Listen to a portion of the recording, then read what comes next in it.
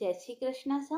आप सभी का मेरे चैनल पर स्वागत है। आइए सुनते हैं श्रावण महात्म्य कथा अध्याय 6। सनत कुमार ने शंकर जी से कहा, हे ईश्वर, मैंने हर्ष का कारण रविवार महात्म्य को सुना। अब आप श्रावण मास के सोमवार व्रत के महात्म्य को कहिए। ईश्वर ने सनत कुमार से कहा, हे सनत कुमार, रवि मेरी आंख है, उनका श्रेष्ठ महात्म्य है। पार्वती के सहित क्या इस मेरे सोम नाम का महात्म्य का वर्णन हो सकेगा? इसके महात्म्य का जो कुछ वर्णन हो सकेगा वह मैं आपसे जरूर कहूंगा। चंद्रमा का नाम सोम है, ब्राह्मणों के राजा सोम है, यज्ञ साधन सोमलता का नाम है।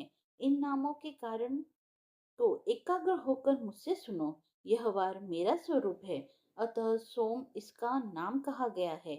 हे विप्र, इसकी व्रत विधि सुनो। मैं विस्तार से आपको कहता हूँ।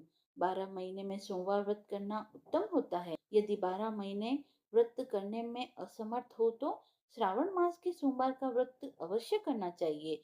इस मास में सोमवार का व्रत करने मात्र से 1 साल व्रत करने का फल प्राप्त होता है। श्रावण शुक्ल पक्ष का प्रथम सोमवार दिन में सोम व्रत का संकल्प करें। सोम का व्रत करूंगा, इस व्रत से शिव प्रसन्न हो, यह चारों सोमवार के दिन सुबह संकल्प करें।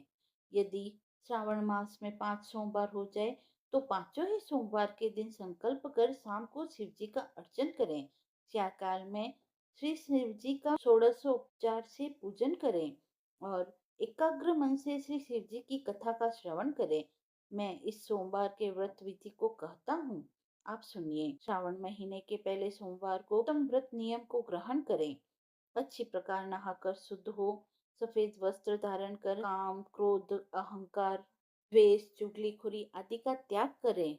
मालती, मल्लिका आदि सफेद पुष्प तथा नाना प्रकार के पुष्प और अभिष्ट उपचारों से मूल मंत्र ओम नमः शिवाय या त्रयंबक मंत्र से अर्चन करें। कहे कि सर्वभव नाशन महादेव का मैं ध्यान करता हूँ।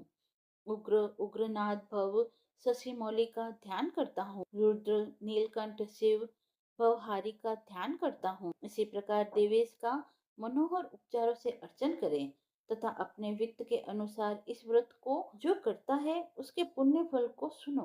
सोमवार के दिन पार्वती के सहित शिव का जो अर्चन करते हैं वे प्राणी पुनरावृत्ति से रहित दुर्लभ लोक प्राप्त कर लेते हैं। मैं इस महीने में नक्त व्रत के पुण्य को संक्षिप्त मात्र में कहता हूँ।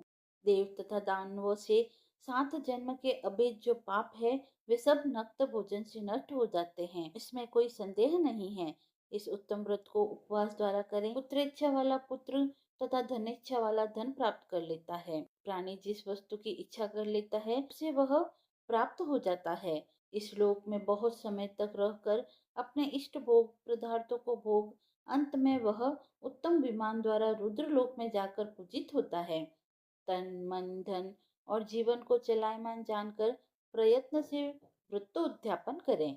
धनाष्ठा को छोड़कर सब शक्त्यानुसार चांदी के वृषभ पर स्थित उमा महेश्वर की प्रतिमा बनावें।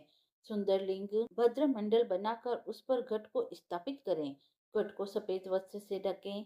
घड़े के ऊपर पार्वती के सहित शिव जी की प्रतिमा रखें। श्रुति स्मृति और पौराणिक मंत्रों से शिव का अर्चन करें।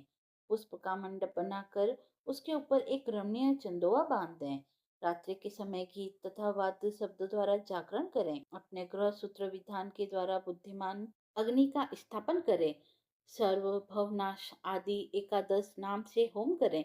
पलाश की लकड़ी से 108 आहुतियां देवें। यव व्रीहितिल आदि द्वारा आप्यायसव इस मंत्र से, त्रयंबक मंत्र से, बेलपत्र का या षडाक्षर मंत्र से होम करें। पूर्णाहुति कर्म कर सविष्टकृत आदि आहुतियां करें। आचार्य का पूजन अर्चन कर गो आचार्य को देवें। रमणीय 11 ब्राह्मणों को भोजन कराकर उन ब्राह्मणों का एकादश घड़ा बांस के पात्र सहित देवें। प्रधान देव तथा देव पर चढ़ी सामग्री आचार्य को देवें। प्रार्थना करें कि मेरा व्रत पूर्ण हो। इस व्रत से भगवान से प्रसन्न हो। प्रसन्नता से बंधु बांधवों के सहित भोजन करें। जो इस विधान के द्वारा इस व्रत को करता है वो जो कुछ चाहता है वह सब प्राप्त कर लेता है और शिवलोक में जाकर पूजित होता है। 6ठा अध्याय समाप्त हुआ। यदि आपको वीडियो पसंद आया हो तो आप मेरे चैनल को लाइक शेयर एंड सब्सक्राइब करें। धन्यवाद।